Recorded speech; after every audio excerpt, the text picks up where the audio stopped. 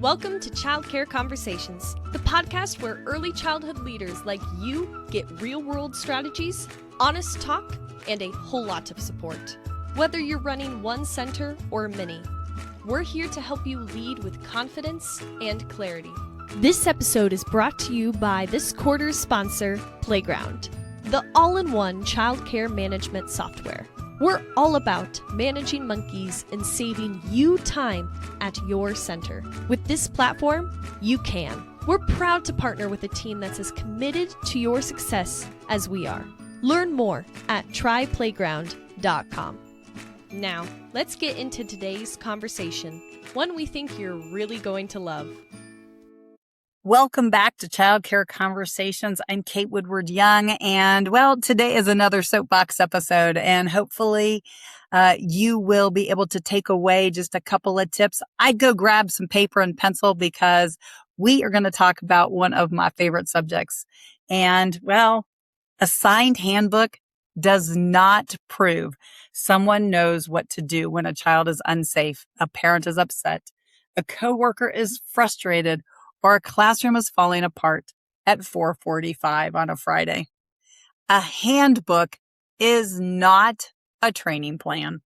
Now, I want you to think of this pattern because it's a common pattern and I see it all of the time.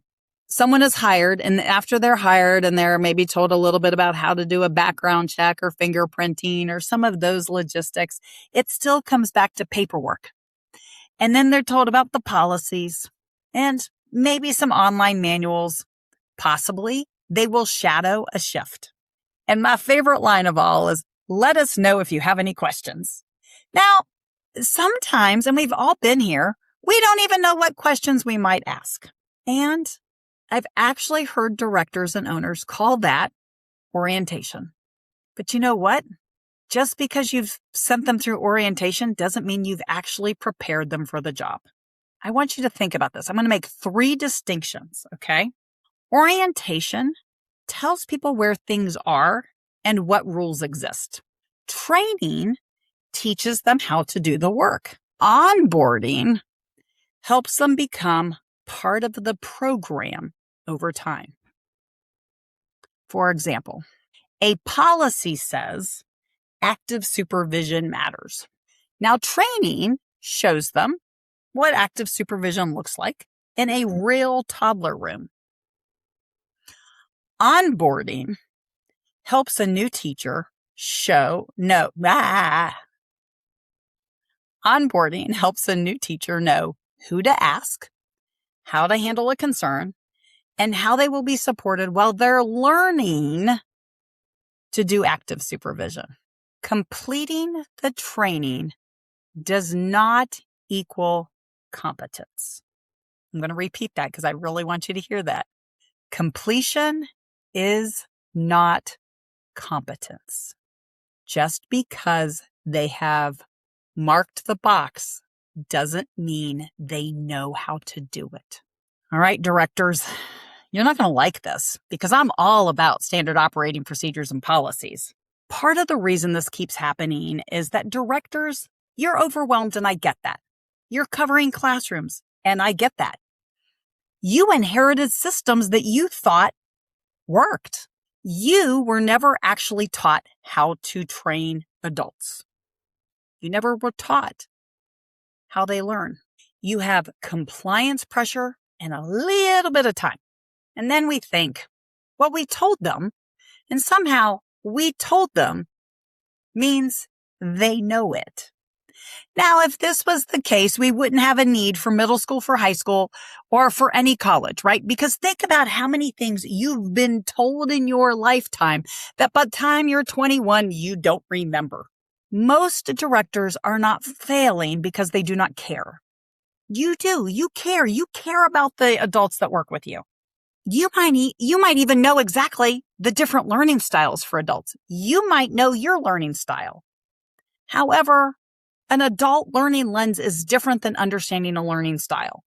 Designing intentionally training for the adults is very similar to what you do when you intentionally design coursework, learning opportunities for toddlers, because that looks very different than intentionally designing the same topic or lesson for a 3, 4, or 8-year-old. When I first became a CPR instructor at the age of 16 and a trainer of trainers at 17, nobody handed me a manual and said, "Good luck teaching this." I had to know the material. I had to watch somebody teach the material. I had to do the teaching in front of somebody else twice with check marks, with observation, with feedback before I ever taught a course on my own. The expectation was model the skill, explain why it mattered. Do you realize how many things that happen every single day that might be classified into unconscious competence? In other words, we don't actually explain why it matters. Why does it matter to the teacher that all of the kids wash their hands before they eat? When's the last time you actually explained the why instead of assume that they understand? So you're going to model the skill. You're going to explain why it matters. You're going to let people practice. You're going to correct the mistakes.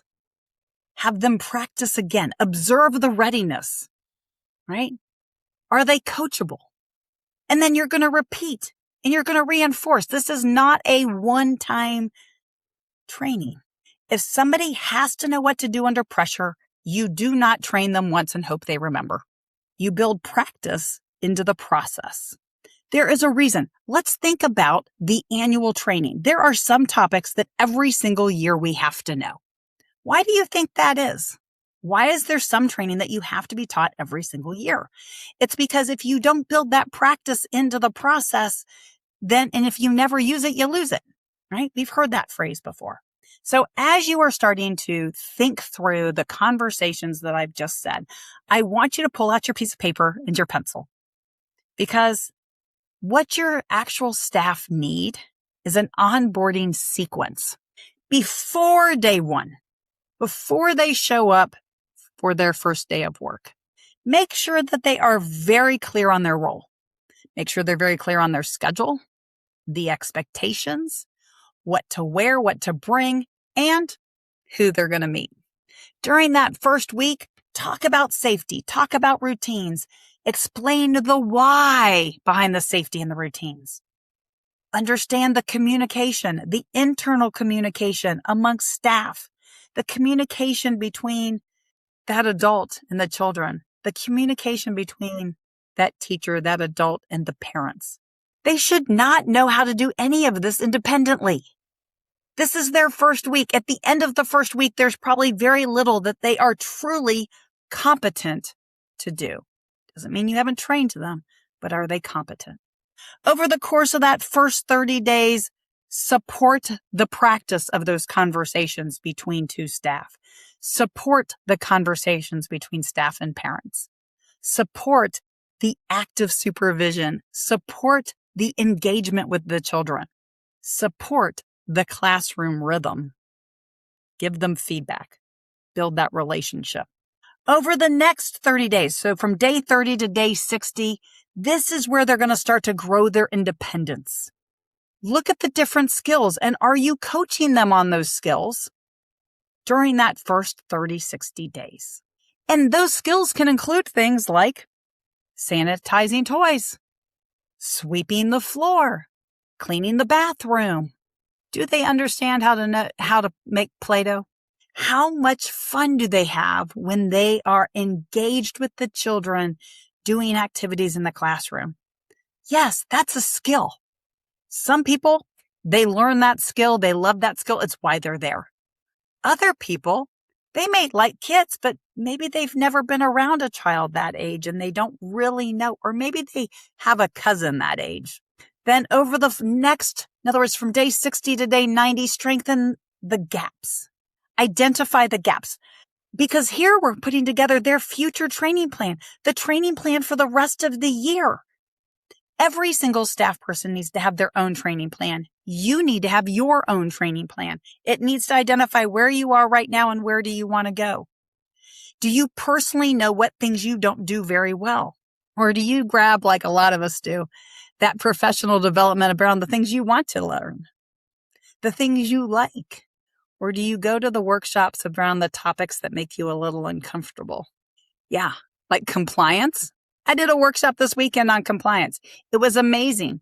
It should have had every single person in the conference should have been in that workshop. But you know what? It wasn't. Compliance is a topic that makes people go icky, right? You don't really want to be there. Part of that onboarding sequence also is that person a good fit for that role? Are they a good fit for your culture? Are you sitting here going, yeah, they're going to be with us for a long time? Or are you like, well, I don't know about this one. It's going to be kind of like throwing darts. We'll have to see. New staff should never have to guess what good looks like. Now, here's what I want you to do. Okay. I want you to think about your most recent hire, your current hire.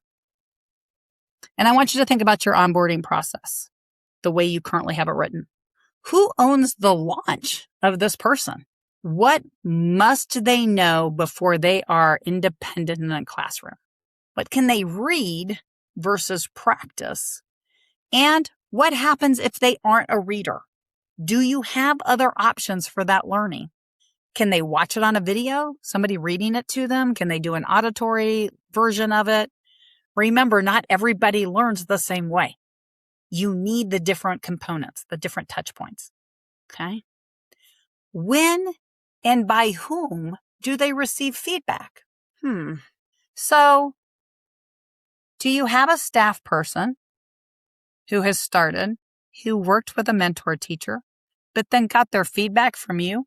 And maybe you actually never saw them in a classroom, but you took the notes from the master teacher who trained them? Now that's just tacky. Okay? So I'm just going to call a spade, right? No, you should not be giving feedback to somebody if you didn't observe it. Okay? Now, yes, I know your master teachers are busy and I get that. So work with them together to provide the feedback, especially if they're not comfortable with it. Your master teachers need to learn how to have uncomfortable conversations just like you do. And if all of this only occurs in your head, then you know what? There's no onboarding system. That means that you can't delegate, share the load of this responsibility. Now, don't get me wrong.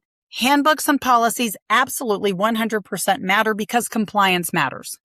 Remember when you've heard me talk about in other episodes about lifeguarding, about healthcare, nursing, certified nursing assistants. You've also heard me talk about working at, restaurants and hospitality. Do you know what? Every single one of them, they have compliance. They have health inspections. They have safety inspections. Guess what we have in childcare? Safety inspections, health inspections. Compliance matters. Nobody on your staff is going to become a capable adult because they signed the handbook. Nobody's going to become a competent adult in the role of early educator if all you're doing is giving them a couple of videos to watch. Even if you've upgraded your training program and now it's an interactive little video, a little reading, a little answering questions, maybe there's a situation for them to think through. They become capable because somebody shows them, lets them practice, gives them feedback, answers their questions, stays close enough to learn so that they can become confident. We cannot build a stronger childcare profession by hoping people rise to the role. We have to create intentional ways for people to enter, learn, grow, and stay. What are you doing at your program to create an intentional entry path, intentional learning and professional development? How is your retention intentional? I am so excited that you joined us for today's episode.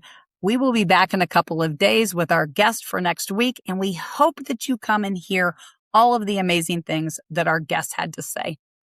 Have a great day. Thanks for tuning in. We love bringing you real talk and fresh insight from the world of early childhood education. Be sure to follow us on social media to stay connected and catch all of the latest episodes. And if you're planning a conference, training, or special event, Kate and Carrie would love to speak to your audience. You can learn more about their keynote sessions and workshops at kateandcarrie.com. If you learned something today, share the show and leave us a review below. We'll see you next time on Childcare Conversations.